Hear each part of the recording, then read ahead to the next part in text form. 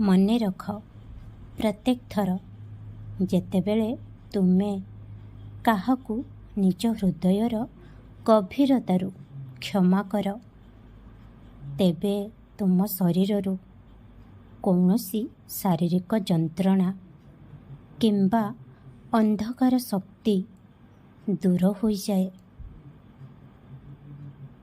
ପ୍ରତ୍ୟେକ ଥର ଯେତେବେଳେ ତୁମେ କାହା ପ୍ରତି ତୁମର ସ୍ନେହପୂର୍ଣ୍ଣ କୃତଜ୍ଞତା ପ୍ରକାଶ କର, ତେବେ ଅପାର ଈଶ୍ୱରଙ୍କ ଦୟା ତଥା ଶକ୍ତିଶାଳୀ ଊର୍ଜା ସହିତ ଭରପୂର ଆଶୀର୍ବାଦ ତୁମର ଭୌତିକ ଶରୀରରେ ପ୍ରବେଶ କରେ। କ୍ଷମା ତଥା କୃତଜ୍ଞତା ଅତ୍ୟନ୍ତ କଲ୍ୟାଣକାରୀ ଅଟେ ପିଲାମାନେ।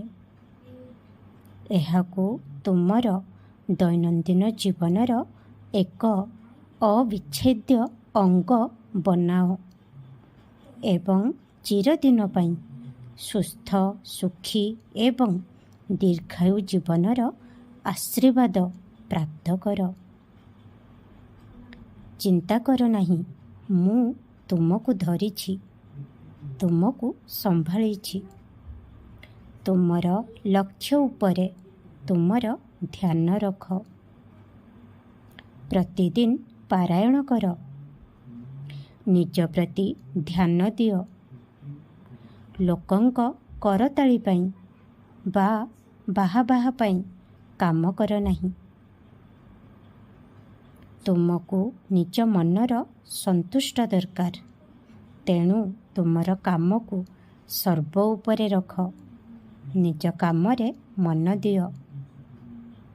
ଯେତେବେଳେ ବି ତୁମର ମନ ଚଞ୍ଚଳ ହୋଇ ଉଠୁଛି, ତେବେ ମୋତେ ଦେଖ।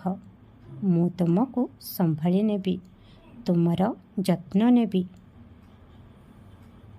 ମୁଁ ତୁମ ଘରେ ଖୁବ୍ ଶୀଘ୍ର ଏକ ଧାର୍ମିକ କାର୍ଯ୍ୟ ସମ୍ପନ୍ନ କରିବି। ମୁଁ ଜାଣେ ଯେ ତୁମ ଘରେ ମୋ ନାମରେ ଏକ ଧାର୍ମିକ କାର୍ଯ୍ୟ କରିବାକୁ ତୁମର ବହୁତ ଇଚ୍ଛା ଅଛି। ତେଣୁ ମୁଁ ତୁମର ସେହି ଇଚ୍ଛାକୁ ନିଶ୍ଚିତ ରୂପେ ପୂରଣ କରିବି। ମୁଁ ତୁମ ଘରେ ତୁମ ସହିତ ହିଁ ରହୁଛି। ସେଥିପାଇଁ ମୋତେ ଏଠି ସେଠି ଖୋଜ ନାହିଁ। ତୁମେ ପ୍ରତ୍ୟେକ ଥର ମୋ ଅସ୍ତିତ୍ୱର ପ୍ରମାଣ କାହିଁକି ମାଗୁଛ? କ'ଣ ମୁଁ କେବେ ବି ତୁମକୁ ମୋ ଅସ୍ତିତ୍ୱର ପ୍ରମାଣ ଦେଇନାହିଁ କି? ସେଥିପାଇଁ ଏହା ଜାଣ ଏବଂ ଗ୍ରହଣ କର ଯେ ମୁଁ ତୁମକୁ ପ୍ରତି ମୁହୂର୍ତ୍ତରେ ଦେଖା ହୁଏ ନାହିଁ, କିନ୍ତୁ ମୁଁ ସର୍ବଦା ତୁମ ସାଥିରେ ହିଁ ଥାଏ। ନିଶ୍ଚିନ୍ତ ରୁହ, ସକାରାତ୍ମକ ହୁଅ, ଖୁସିରେ ରୁହ। ଖୁବ୍ ଆଶୀର୍ବାଦ କରୁଛି। ତୁମର ଦିନଟି ଶୁଭମୟ, ମଙ୍ଗଳମୟ ହେବ। ଓମ୍ ସାଇ ରାମ, ଜୟ ସାଇ ରାମ।